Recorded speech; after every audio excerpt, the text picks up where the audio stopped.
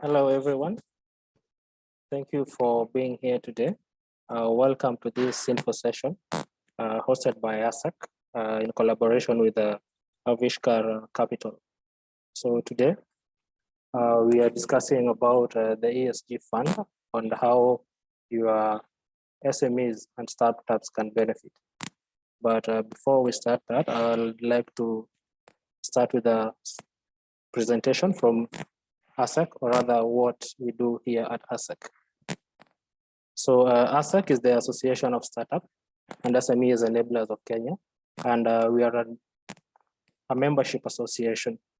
So as you can see, we are a membership association that brings together and represents the interests of ESOs, or rather entrepreneur support organizations, who provide key enterprise services to the Kenyan startup to scale their growth and impact. So we have some pillars, the pillars that drive our mandate, and the pillars are policy, collaboration, internationalization, capacity building, and empowerment. So what I'll do is I'll go a little bit in depth on this in the next slide. So we have a membership of 55 members, and most of them are or rather they're ESOs, and that in the ESO spectrum, we have incubators, we have accelerators, we have maker spaces, and even co-working spaces. So we have 55 plus members, and they are spread out all over the country, and most of them are in Nairobi.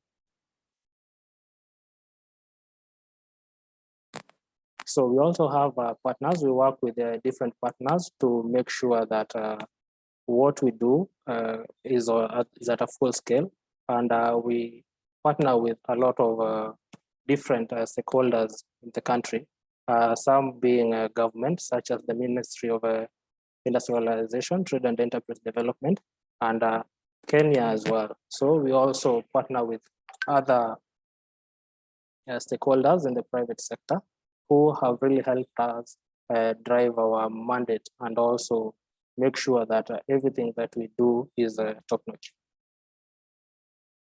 So we have had impact over time, and we have seen that across diverse engagement initiative, we have had over 1,000 participants, and we have also been able to support over 55 entrepreneur support organizations. And our belt, we have about 9 innovation projects, and we have also been able to initiate 5 ecosystem dialogues across the country. We have also been able to come up with at least help draft 2 policy initiatives, one being the startup bills, and also the code of conduct in the entrepreneurial ecosystem. We have also seen 600 projects enrolled all across the countries.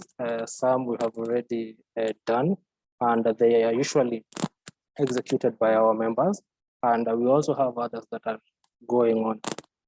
We have seen that 200 projects have been funded, and this funding has been channeled to entrepreneurs, and about 418,000 euros has been channeled through these diverse initiatives.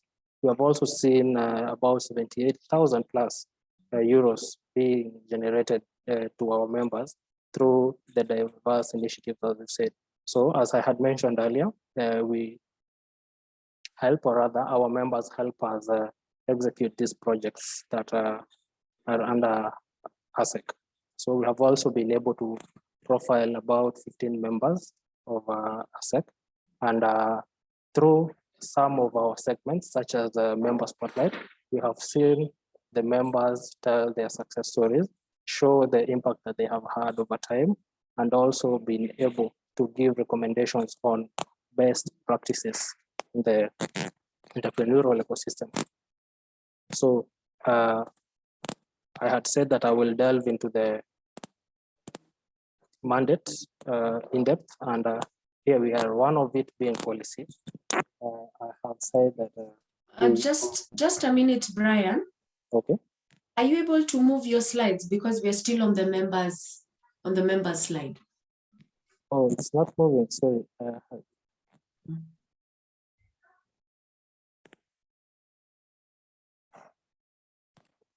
Is it moving right now? No. Okay. Let me know when it. Oh, sorry. You can maybe stop sharing your screen and then share your screen again. No, sorry. I think I had paused my sharing. Can you? It's moving right now, right?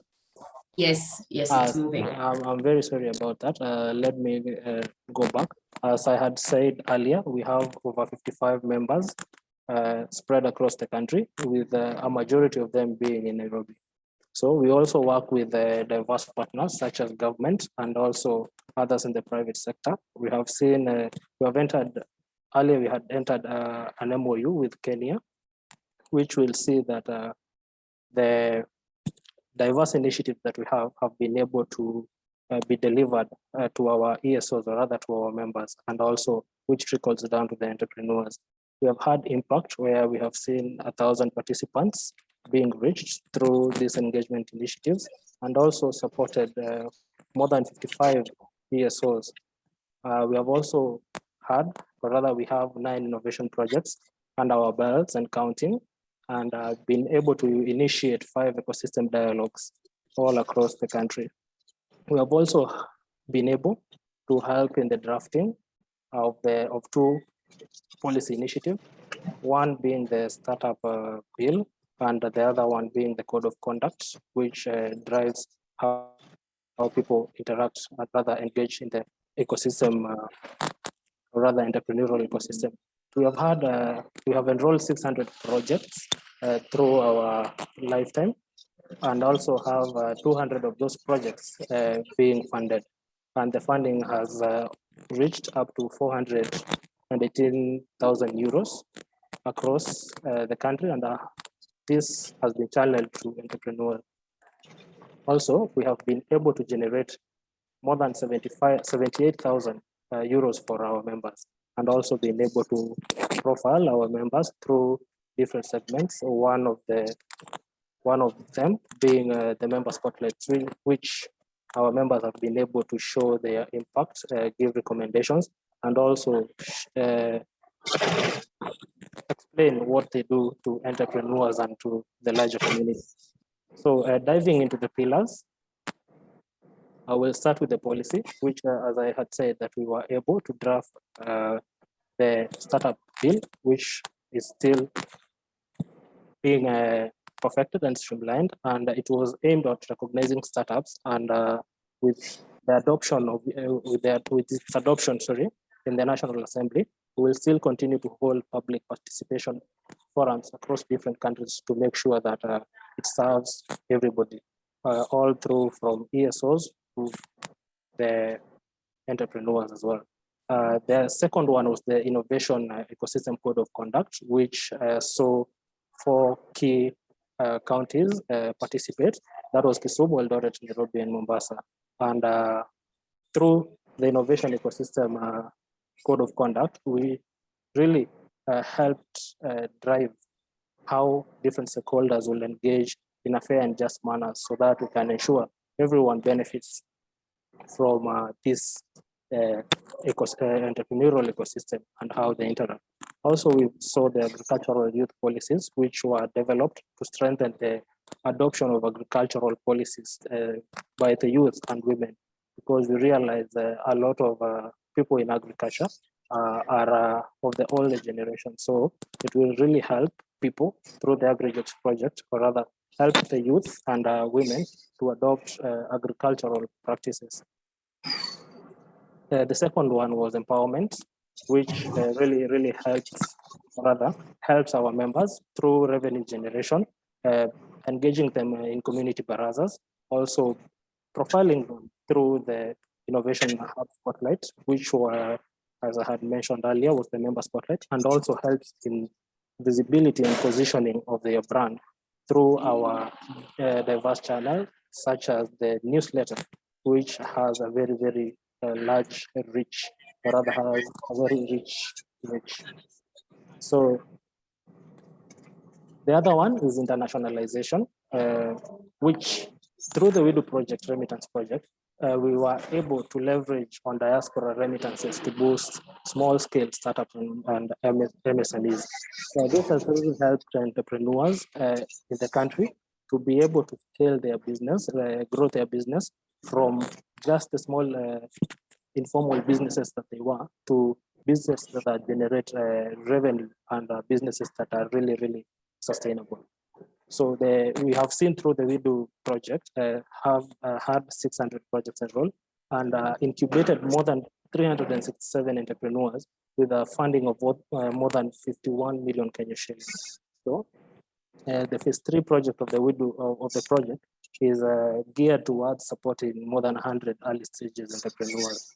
And we have seen that 7 ASSEK members, and right now counting, have been able to have been contracted to execute these projects, or rather in phases. So we also capacity build for our members, and this has been done through webinars, workshops, trainings, and other diverse initiatives, such as you can see, we were able to do to host the Kenya Business Regulatory Toolkit webinar, which will really helped to ESOs to know how to comply, or rather to manage their compliance regulatory with this. So I will move to which is the last one, which is collaboration. And our members have been able to collaborate within themselves and also with some of our partners. And it has seen that we have been able to enhance the ICT infrastructure in the country. And this was really helpful through some of the projects that we had, such as the Make IT project. Through the Make IT project, we were also able to launch the ESO digitization project, which was geared towards building startups post COVID-19. We really saw that a lot of our startups were affected by the COVID-19 pandemic, and the ESO digitization project was to help them rise from the dust and also move forward through digitization and also digitalization of their processes. So that is the end of our project. I will welcome Nicole Mora from Aavishkaar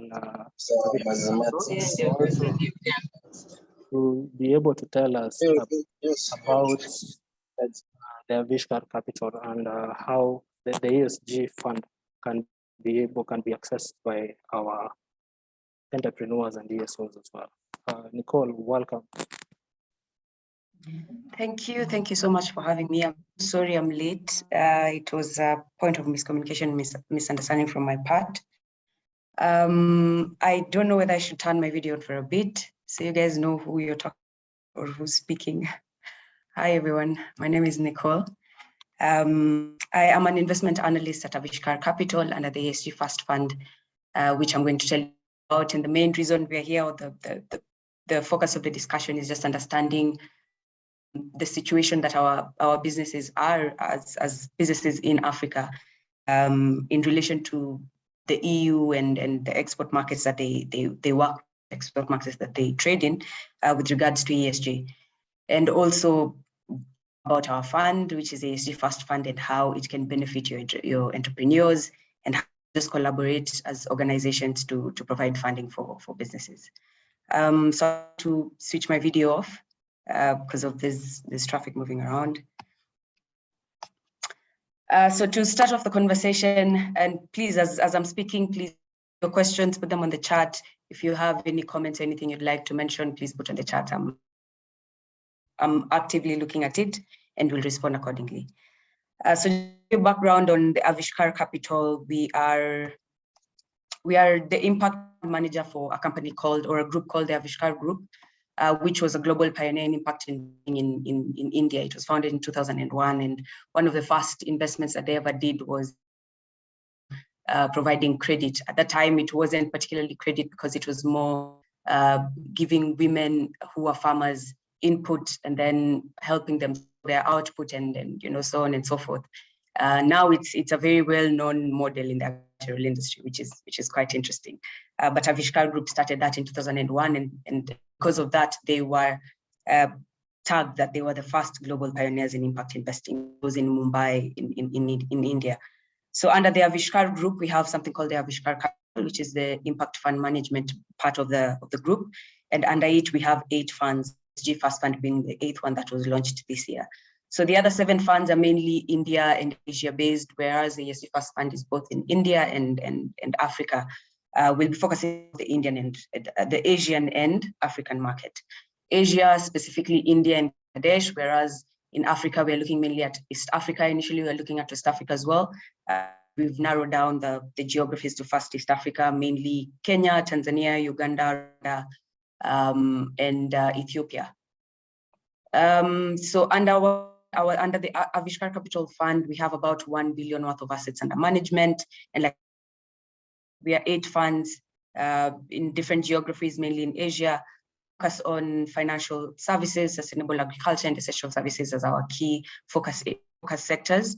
But within these funds, we look at other sectors above these 3. So far, we've invested in about 70 businesses across Asia and Africa, and we've impacted about 100 million lives, and 55% of whom are women. So that's something we're very proud of, and that's why I keep bringing it up every time I talk about the firm.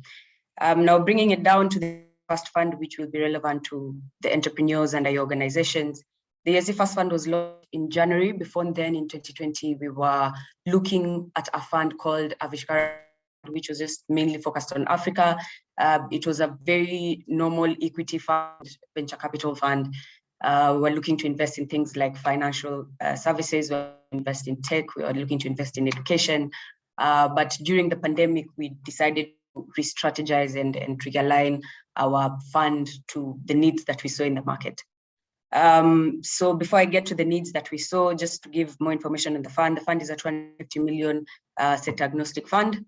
But our main focus sectors are sustainable agriculture, sustainable fashion and personal care, and sustainable supply chain solutions. And we are focusing on this because we're mainly focusing on exporters within these sectors, or companies that are looking to export within these sectors. One of the main markets that we're looking at, or one of the main markets of focus for these exporters, EU, and this is because the LPs that have invested in our fund are mainly from the EU, and because EU Taxonomy Regulation that is coming up and is being applied in the EU, that will affect this part or sector of this group or community of entrepreneurs, if that makes sense.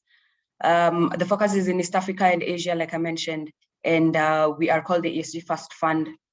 We are an ESG-led business. So beyond the financial aspect of it, beyond the making aspect of it, one of the important things that we're looking at when we look at businesses is ESG. The other thing I will mention is that we do offer debt. We are mainly a debt-led, and we give flexible debt. We give cash-based funding. So because again, I just want to give an explanation as to why we do cash flow based, is because a lot of businesses, especially in the export sector, they're not asset heavy. They do not have security to give lenders. And so we look at the cash flow of the businesses and determine whether the business is able to pay us back. We give venture debt, we give bridge loans. So these are things like working capital financing, we give growth financing, so CapEx and OpEx. We also do asset-backed solutions. So like, for example, if a business is in a position where they can give security, we will accept that as well. We don't necessarily have to look at the cash flow. They have security, but their cash flows are not very bankable. We can give them the loans. It is cheaper for those that have assets and have security for them to have loans. But either way, we are able to provide loans for businesses across the security table. Our ticket sizes are between 2 million to 5 million. Again, it's flexible loans, so tenors are flexible. The interest rate is flexible. It all depends on the health of the business itself and what it is they're able to afford in terms of the loan, what it is they're able to pay, how soon they can pay it, the kind of risk taking on. Those are the kind of things we look at to determine the interest rate, to determine the tenor, determine the ticket size that we can give them. The investment tenor is the horizon or the tenor that we usually look at is mainly between 5 years, nothing less than 3 years, because then as debtors, we want to make anything. But it's usually between 3 to 4 years, which, as we have been able to understand, is the time within these loans are able to make a difference within their businesses.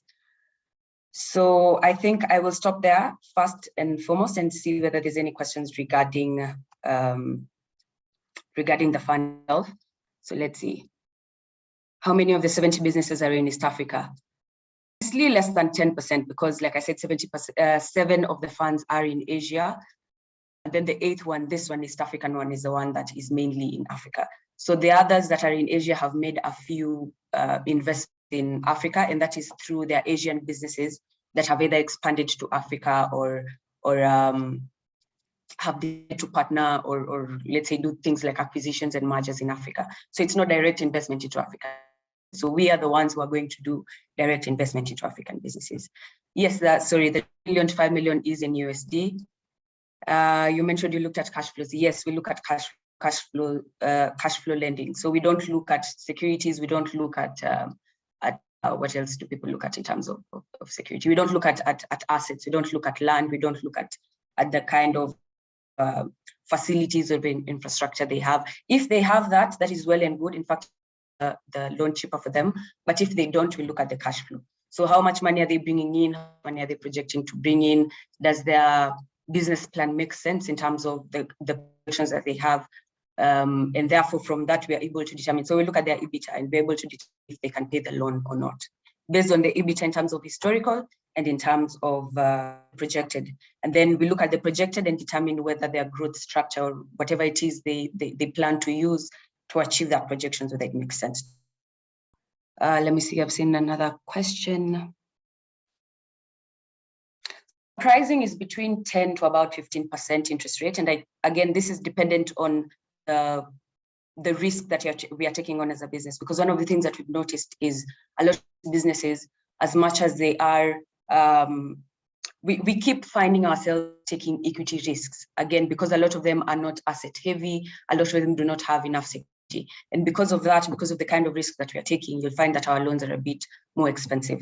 However, I will mention that the sector, the community of businesses that we are providing these loans to do not have access to traditional loans. Again, because they do not have security to get loans from traditional banks. And then on the end, the amount of money that they need they cannot receive that money from the non-traditional banks, so like neobanks, all these digital lenders, they can't get that kind of money from there.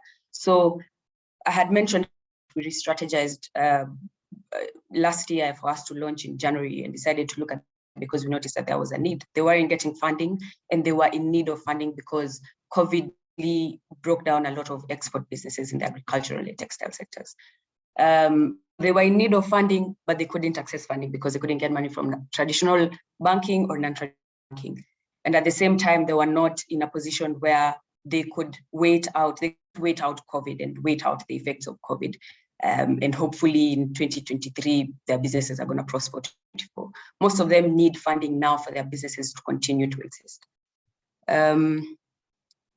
We give loans because we have noticed that there's exit problems in the African region. So again, our team, we've been in investment for a while. We have venture capital, we have equity businesses, equity funds across Asia and Africa. We have noticed that in Africa, there's a problem with exits. So if you do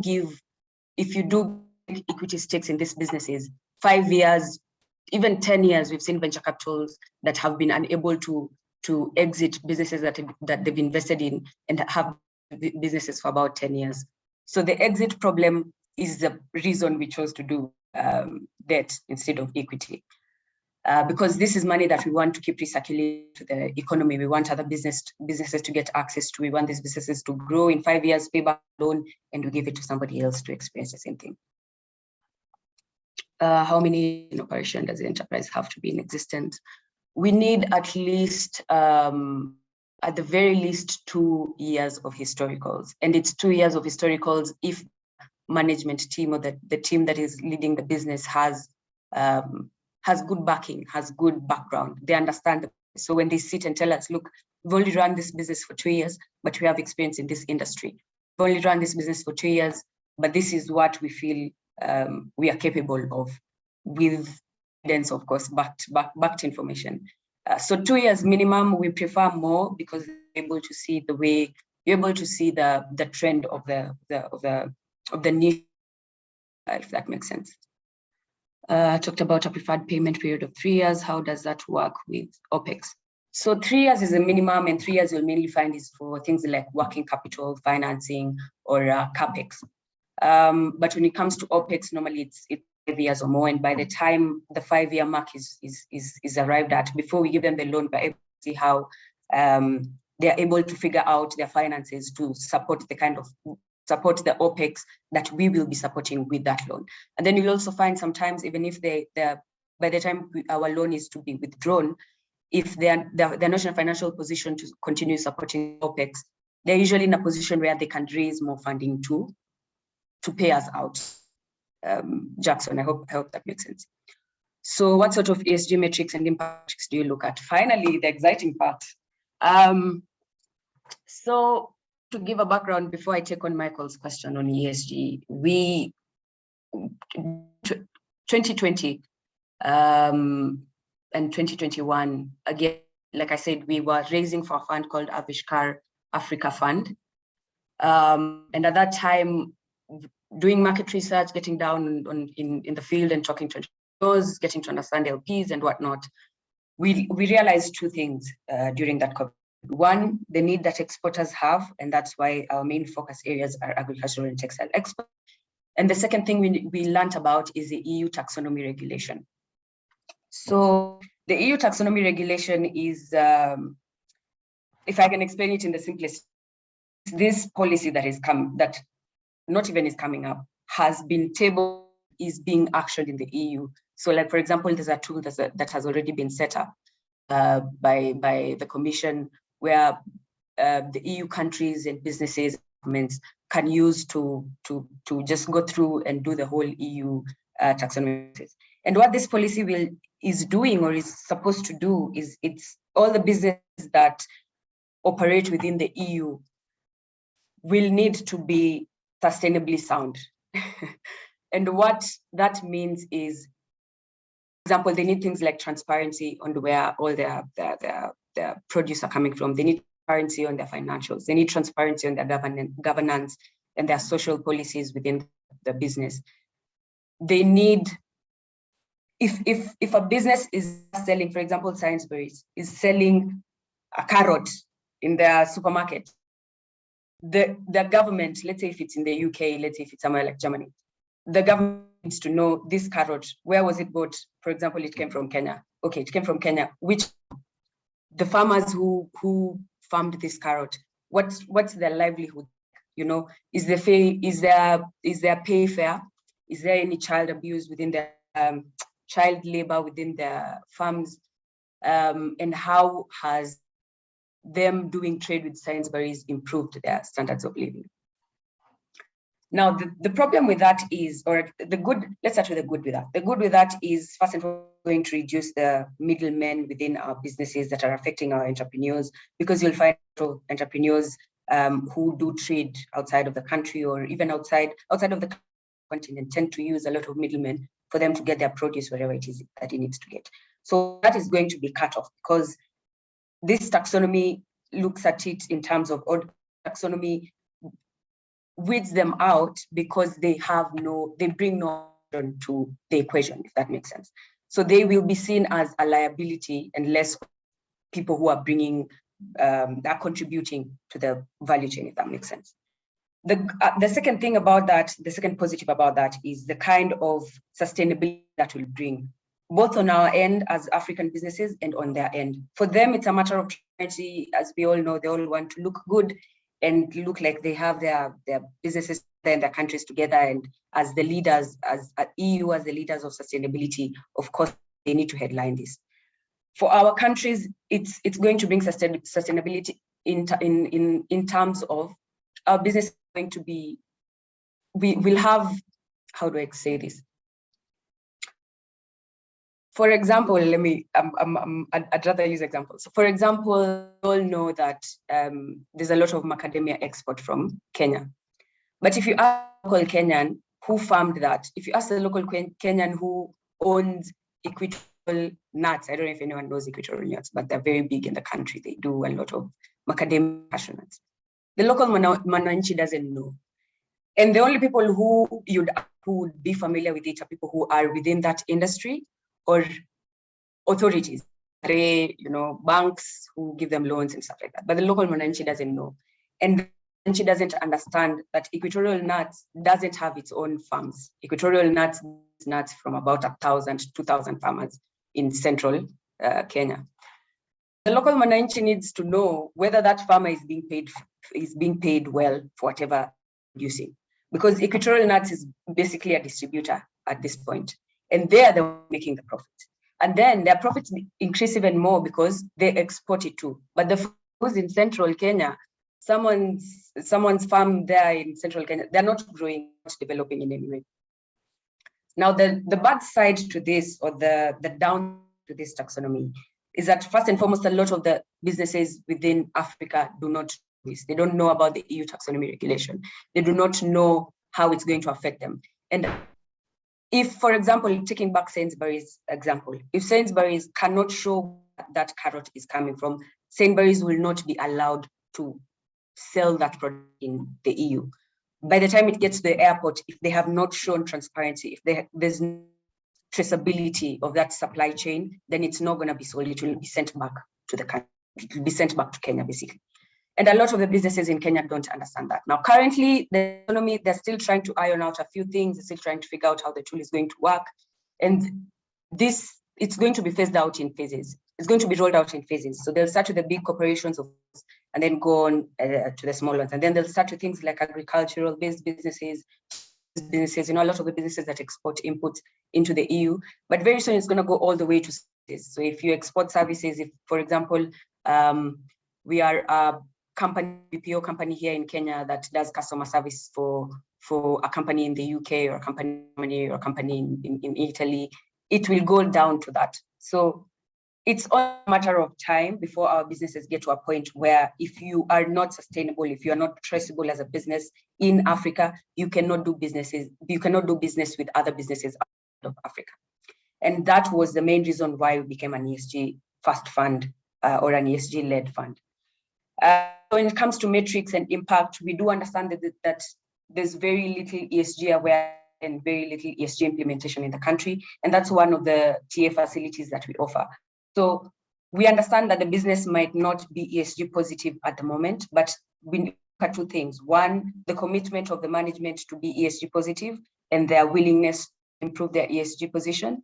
And two, we look at the potential of business in terms of being ESG positive. So for example, if it's a flower farm somewhere in Naivasha, we will look at it and look at it in terms of, okay, it's flower farming is just very, very non-environmental friendly.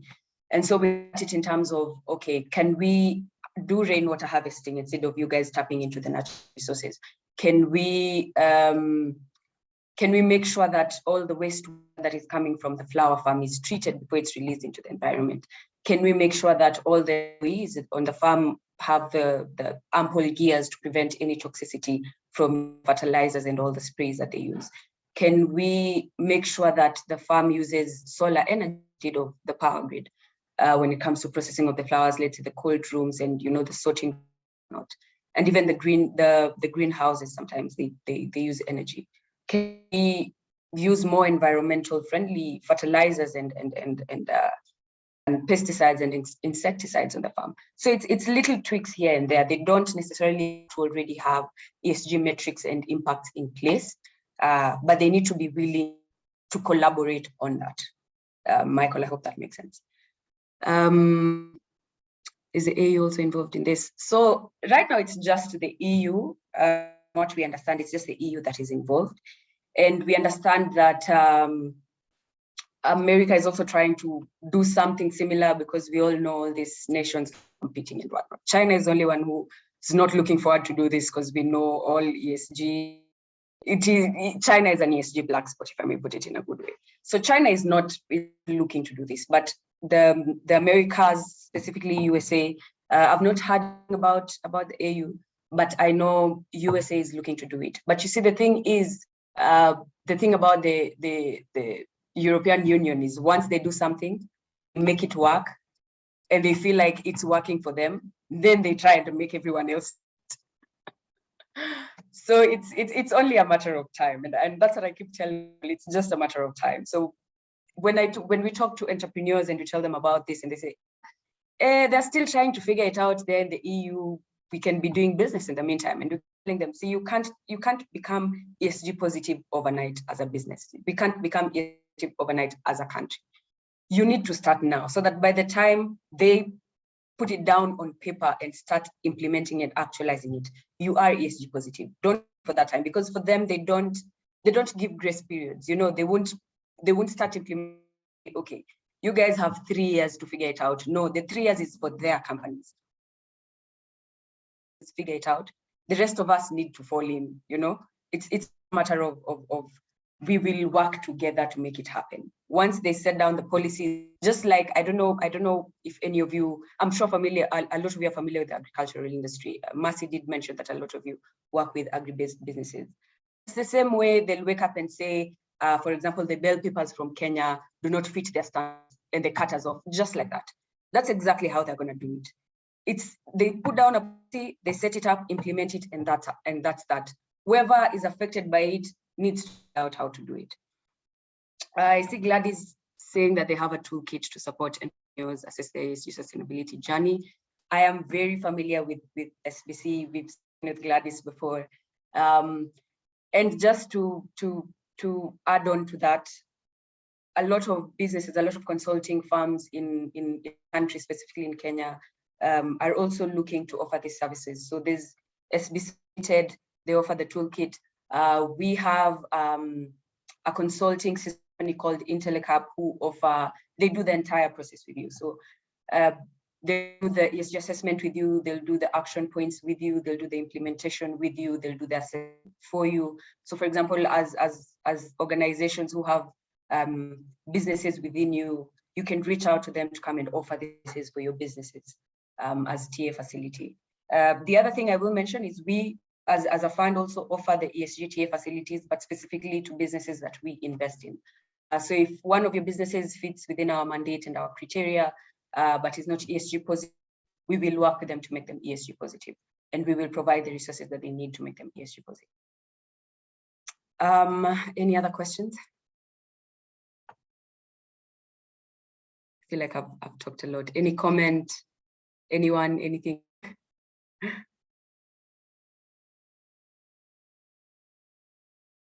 Thank you, Jason. Thank you. Again, I'm so sorry I was late, and I'm sorry I couldn't do the presentation, but Mercy is going to send around some reference materials just to give you more insight on the EU taxonomy and to give you more information on our fund. So no, it is not, the fund is not solely exporting agri-products into Europe. So we look at agri exporters, we look at textile exporters, and we look at services or businesses that support them. So this could be logistics, this could be financing. So like we are looking at investing into a trade finance business. So any service that supports agri and textile exporters. And then they don't have to be exporting to Europe. Europe is just one of the key markets because one, because of the EU taxonomy, and two, because our LPs are currently from the EU. So it was important to them to enable the businesses that are working with the EU to be EU positive by the time the EU taxonomy is implemented. Your criteria for investment in a nutshell. So let me try and make it.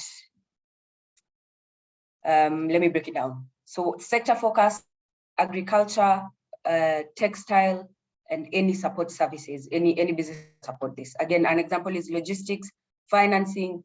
We've even looked at businesses that are providing produce for the farmers that are exporting. So as direct and indirect supporters of textile and exporting businesses. So that's the sector focus. The agricultural factors we're looking at, Kenya, Uganda, Tanzania, Rwanda. We were looking at Ethiopia, but we've held on that at the moment, so until they figure out what is happening there. In East Africa, those are the main ones that we're looking at: Tanzania, Kenya, Uganda, and Rwanda. If you have a is outside those regions, but is looking to come into East Africa, then they can be considered as well. In terms of of what we give 2.5 million USD. We give loans, we give debt, we avoid equity, but there's an equity upside to the business. We might give them a larger portion of the amount will be in loans, and then a small percentage will be equity, so that equity upside, which makes it cheaper for them as well. We operate in US, investment tenor is 3 to 5 years. We do all kinds of debt instruments, so venture debt, mezzanine, we do pure debt. We do our use cases of our debt is also very flexible, so it could be used for OPEX, CAPEX, working capital financing, or bridging loans before they get the next as they are doing their raise, their equity raise, if that makes sense. We like an ESG focus. We like, again, they have to be ESG positive, but if they're willing to commit as a team, if it's something they're open to, then that's a point of conversation. We also want a proven and resilient business model because, again, we're doing cash flow based lending, we're not doing asset lending. So it's important for us that the business in existence has a few years of historicals for us to look at, and they already have the supply chain in check. Like they've beaten the supply chain and the value chain and the business model. So when we come in, we do not offer any business development technical assistance. We will take the business the way you give it to us. So it needs to be a business that is investable as the team has grown it to be, or as the team has structured it to be. So we won't help them in terms of facility, in terms of business development or market sourcing across if they want to do export. We don't do that. The only TA facility we offer is for ESG. We'd appreciate it if it has a significant competitive advantage, especially in these two sectors. There are sectors where if anyone has the capital and the resources for them to start the business there. So we need to understand what it is that gives them a good fit in the market. We also like experienced management teams, people who have experience in the industry itself, or people who have worked with other businesses, or people who are bankable. That's what I usually say. That's the word I usually use. People who are bankable. If they don't have experience in that industry that they're exploring at the moment, they need to have done something somewhere else, and they have, at the very least, management capability. And of course, with our portfolio construct, which is what I mentioned earlier, the sector focus, that they're in, and what it is they need, which is debt specifically. Let me see, is there any other question? That is our criteria, Jackson. If there's anything, let me know. How do we apply to the fund? Let me type an address here.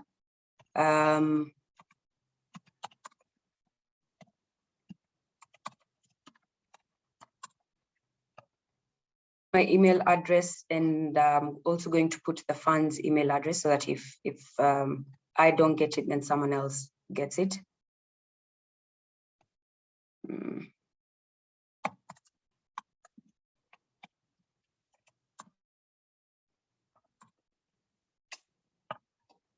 So just send a pitch deck to these two email addresses, or either of them. I'm also the one who most of the time looks at the ESG First email address. So they'll come to me, basically. They'll come to me. And once we look at the pitch, if it falls within our mandate and the criteria, we'll take it up with you. We'll ask them for financials, have conversations with them, meet with them, get an understanding of what it is they plan for the business. And from there now determine where the amount of money they ask. So sometimes, like, you'll find a business that is asking for 5 million, but we can only give them 2 million from our assessment. And then we usually encourage them to take it, because that will keep them going until the remaining 3 million. But once they send the pitch deck, then it's easy for us to continue conversation from there, if that makes sense.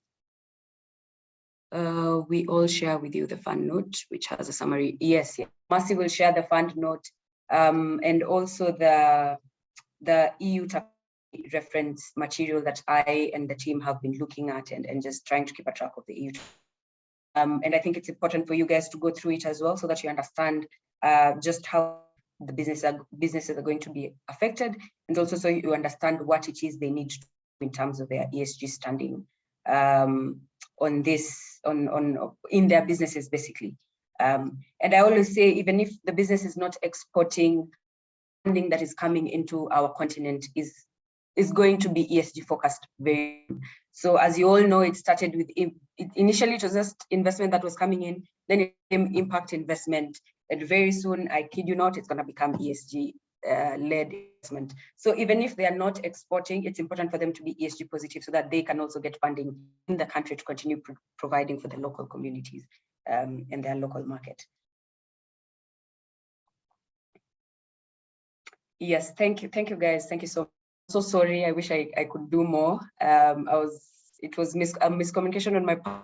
I had a whole presentation and had it looking pretty and all that, but I hope to get something and we can always have this conversation again, I believe. So for today, let's just say it was an introduction and hopefully we get to talk more and share more information. Thank you, Gladys. And yes, ESG is the way to go. Again, encourage your businesses and the entrepreneurs that are working with you, encourage them to be ESG positive. And I can assure you, not even aware or do not even know how to go about it. So that might be a very important point for you to empower them. It can be a very good point of value addition, guys, for your entrepreneurs. For us, it is a very good point of addition. It's why we are ESG led. And a lot of them are very open to it. A lot of the entrepreneurs are open to it. Once they understand what it is you're talking about, they're very open to it. Once you let them know, look, ESG reporting is not as scary as it looks. ESG implementation is not as scary as you think. And you know, the good thing about the African continent is that we are such blank canvas that something as simple as harvesting rainwater is an ESG positive act, you know? Something as because of how let me say third world we are, implementation of something as simple as harvesting rainwater is not complicated. You know, it's about getting tanks, setting up all the louvers and the roofers on the roof to harvest that rainwater and put it in the tanks. And it's simple as that. You know, we don't need any what is it called? We don't need any certification. We don't need the state to sign off on something or someone to come assess the land and figure that out. That's one of the beautiful things about Africa. And that's why everyone is saying we are in a to make the biggest leap when it comes to ESG compared to the rest of the world. And a lot of ESG funding is coming into the country. We have seen a reduction in ESG globally this year. And I think it's because of the recession and everyone just trying to figure out where to put their monies and whatnot. But there's a lot of ESG funding that is coming in the country. So please, I insist, try and do that value addition to your entrepreneurs. Give them that allow them to be positive. And I'm asking you to do it because, again, a lot of them are not aware or familiar with it or don't know how to go about it. But if you guys are able to learn or figure it out, then it's easy to scale it down to the businesses that work under you. Did you say the enterprises don't necessarily have to be No. The ones that don't necessarily have to be exporting are the ones that support the ones that are exporting. So they do basically that industry indirectly. So they could be a logistics company, they could be a financing company, they could be an input company. So like for example, they do inputs for the agricultural exporters. We can invest in that. They don't have to be direct exporting, but they need to be supporting the what are exporting, if that makes sense.